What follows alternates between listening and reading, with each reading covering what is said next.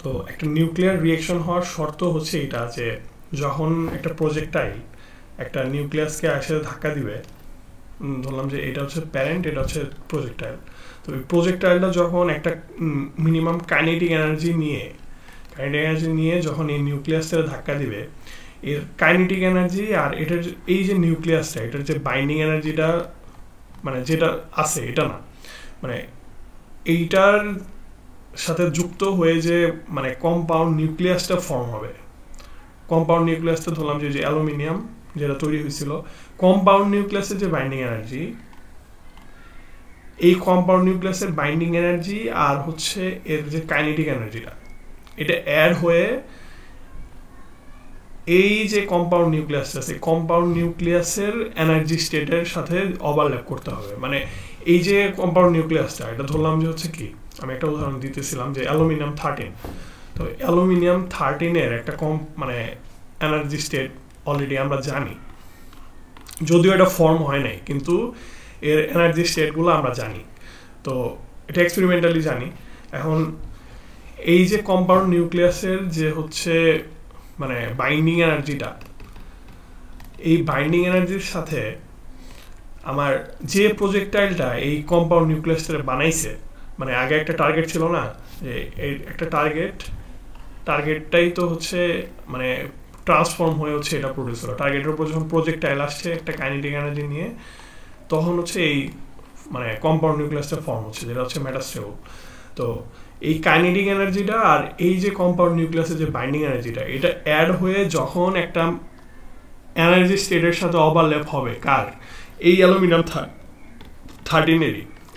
13-এরই কোনো একটা ওভারল্যাপের সাথে যদি মানে এনার্জি স্টেটের সাথে যদি মিলে যায়, তখনই শুধুমাত্র এই কম্পাউন্ড নিউক্লিয়াসটা ফর্ম হবে, এর আগে হবে না। তো যদি হচ্ছে মাঝামাঝি কোনো জায়গায় পড়ে যায়, তাহলে হচ্ছে মানে ওই এনার্জি মানে ওই কম্পাউন্ড নিউক্লিয়াসটা ওনার ফর্ম হবে না। তাহলে শর্তটা হচ্ছে যে এই যে কাইনেটিক এনার্জি, এটা কার, kinetic energy of projectile plus binding energy of compound nucleus, energy of compound nucleus, এটা সমান হতে হবে কার, সমান হতে হবে এক্সাইটেড স্টেট অফ কম্পাউন্ড নিউক্লিয়াসের সমান হতে হবে। এইটা হচ্ছে আমার রিঅ্যাকশনের শর্ত, রিঅ্যাকশনের কন্ডিশন আর কি। নিউক্লিয়ার রিঅ্যাকশনের কন্ডিশন হচ্ছে এটা। আচ্ছা, এখন এই যে নিউক্লিয়ার রিঅ্যাকশন হচ্ছে, যেটা বলতেছিলাম যে একটা কম্পাউন্ড নিউক্লিয়াস ফর্ম হওয়ার পরে এটা আসলে কোন চ্যানেলে ডিকে হবে, এটা আসলে আমরা বলতে পারি না। এখন এনার্জি লেভেল এগুলার উপর ডিপেন্ড করে হচ্ছে আমার একটা নিউক্লিয়ার রিঅ্যাকশন হবে কি হবে না। এখন নিউক্লিয়ার রিঅ্যাকশনের তার মানে আমি যদি সরাসরি লিখি যে আমার মানে নিউক্লিয়ার রিঅ্যাকশনটা ডিপেন্ড করতেছে আমার ওই যে নিউক্লিয়াসটা আছে, নিউক্লিয়াসের এনার্জি স্টেটের উপর, তার মানে যেখানে আমার নিউক্লিয়ার মানে স্টেটগুলো, এনার্জি স্টেটগুলো আছে, আমি যদি ওই এনার্জি স্টেট মেলানোর জন্য আমি যদি একটা কাইনেটিক এনার্জিতে প্রজেক্টাইল দিয়ে হিট করাই, তাহলে আমি হচ্ছে একটা এক্সাইটেড স্টেট পাচ্ছি। এখন এইটার জন্য একটা ফেনোমেনা মানে লক্ষ্য করা যায় যে আমার যেহেতু কাইনেটিক এনার্জির উপর ডিপেন্ড করতেছে, এই প্রজেক্টাইলের যে কাইনেটিক এনার্জিটা, এইটার উপর আসলে ডিপেন্ড করতেছে আমার নিউক্লিয়ার রিঅ্যাকশন হবে কি হবে না। সেই জন্য আমরা বলি যে রিঅ্যাকশনের যে প্রবাবিলিটি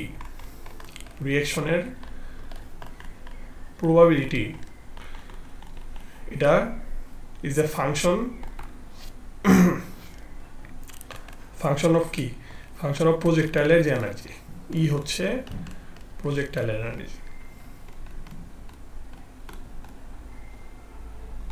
আচ্ছা, তো আমরা একটা গ্রাফ দেখব যে এই বরাবর যদি আমার একটা কম্পাউন্ড নিউক্লিয়াসের এনার্জি স্টেটগুলো হয়, যে এইখানে হচ্ছে তার এনার্জি স্টেট, এই জায়গায় তার মানে এখানে তার হচ্ছে বাউন্ড স্টেটটা এখান থেকে শুরু, এরপরে হচ্ছে তার উপরের দিকে হচ্ছে এক্সাইটেড স্টেট, এই বরাবর এখানে এখানে এগুলো হচ্ছে তার এক্সাইটেড স্টেট। তো এখন এইখানে যদি আমি আরেকটা গ্রাফ আঁকাই, যেটা হচ্ছে এদিক বরাবর হচ্ছে রিঅ্যাকশন প্রবাবিলিটি, আর এদিক বরাবর হচ্ছে কাইনেটিক এনার্জি অফ প্রজেক্টাইলের কাইনেটিক এনার্জি। তাহলে একটা মানে ইন্টারেস্টিং ফেনোমেনা খেয়াল করা যায় যে রিঅ্যাকশন প্রবাবিলিটিটা এই যে এনার্জি স্টেট আছে এই বরাবর হচ্ছে হাইয়েস্ট সবসময় পাওয়া যায়। জিনিসটা এরকম একটা যদি আঁকাই যে একটা নির্দিষ্ট পরিমাণ রিঅ্যাকশন প্রবাবিলিটি তো আছেই, এরপরে যখনই হচ্ছে আমার এই যে এনার্জি স্টেটটা যখন আসে তখন এই জায়গায় হচ্ছে আমি একটা হায়ার পিক পাই কার রিঅ্যাকশন প্রবাবিলিটির। আবার যখন যাচ্ছি যখন আবার এই বরাবর আসি তখন হচ্ছে এইখানে একটা রিঅ্যাকশন প্রবাবিলিটি পাই, এই জায়গায় একটা রিঅ্যাকশন প্রবাবিলিটি পাই। কাইনেটিক এনার্জি বাড়লে প্রজেক্টাইল মানে আবার কাইনেটিক এনার্জি ও প্রজেক্টাইল যদি বাড়ে আবার হচ্ছে রিঅ্যাকশন রেট কমে, এখন রিঅ্যাকশন প্রবাবিলিটি কমে। এখন এই এরিয়ার জন্য এটা এক্সপ্লেনেশন আমরা পরে দেবো, কিন্তু এই জায়গাটা হচ্ছে জানা সবচেয়ে বেশি জরুরি যে এই জায়গায় আমার পিকগুলা কেন আমি পাচ্ছি। পিকগুলা পাওয়ার কারণ হতেছে যে ওই যে কাইনেটিক এনার্জি দিয়ে আমি যে প্রজেক্টাইলে আঘাত মানে যে একটা কাইনেটিক এনার্জি দিয়ে একটা আঘাত করলাম নিউক্লিয়াসটারে, ওই নিউক্লিয়াসের ওই যে এনার্জি স্টেট আছে ওই এনার্জি স্টেটের বরাবর যখন হয়ে যায় এনার্জিটা, তখন আমি একটা মানে রিঅ্যাকশন প্রবাবিলিটিতে একটা পিক মানে দেখতে পাই যে এই জায়গায় হচ্ছে রিঅ্যাকশন প্রবাবিলিটি বাইরে গেছে। আবার হচ্ছে ওই পিক বরাবর হচ্ছে মানে এনার্জি স্টেট বরাবর যদি এনার্জিটা আমি দিই কারেন্ট প্রজেক্টাইলের, তখন হচ্ছে আবার মানে পিক পাওয়া যায়। এই পিকটা মানে এই পিকের অরিজিনটা আসলে এখান থেকে আমি পাইতেছি। তো আমরা যদি কিছু নিউক্লিয়াসের যদি মানে আর রিঅ্যাকশন মানে প্রবাবিলিটির যদি আর কাইনেটিক এনার্জি অফ প্রজেক্টাইলের যদি গ্রাফগুলো দেখি, অনেক সময় আমরা খেয়াল করব যে যেমন ইউরেনিয়াম 238 জন্য যদি দেখি যে আমি যদি এই বরাবর রিঅ্যাকশন প্রবাবিলিটি, এটাকে আমরা পরে ডিনোট করব আলাদাভাবে, এটার একটা নোটেশন আছে, কিন্তু আপাতত রিঅ্যাকশন প্রবাবিলিটি লিখি, রিঅ্যাকশন প্রবাবিলিটি।